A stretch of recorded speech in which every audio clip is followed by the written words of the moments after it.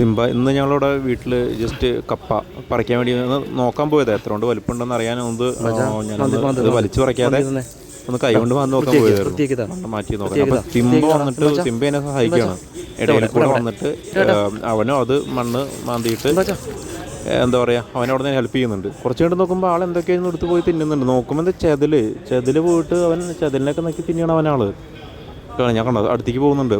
എന്നിട്ട് എന്നെ ഈ കപ്പം വന്ന സമ്മതിക്കുന്നില്ല. അതിൽ ഇറങ്ങിയിരിക്കേൻ്റെ ഉള്ളിൽ ഇറങ്ങിയിരുന്നിട്ട് കണ്ടോ അവനവിടെ മാന്തുക. ഞാൻ മാന്തി തരാൻ പറഞ്ഞിട്ട്. എന്നിട്ട് ആ വേരൊക്കെ കപ്പട വേര് ഇവിടെ പോകുന്നൊക്കെ കട്ട് ചെയ്തിട്ടുണ്ട്. എന്നിട്ട് ഉള്ളിൽ നിന്ന് എന്തോ പ്ലാസ്റ്റിക് എന്തോ ഉണ്ട് അവിടെ. അത് മെല്ലെ വലിച്ചു വരിക. അപ്പോൾ ഞാൻ എടുത്തു കൊടുത്തു. പിന്നെ പ്ലാസ്റ്റിക് തിന്നാനാണ് അവൻ്റെ പണി.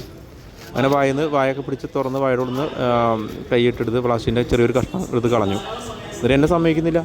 ഇനി ഉണ്ടെന്ന് വെച്ചാൽ അവൻ്റെ ഉള്ളിൽ പോയി നിൽക്കുക. കണ്ടോ, ഒരു കുഴപ്പമില്ലാത്തൊരു 9-10 ഹൈറ്റുള്ള ഒരു കപ്പയുടെ ഒരു ചെടിയോ മരോ എന്താ പറയുക, കപ്പയുടെ തൈ.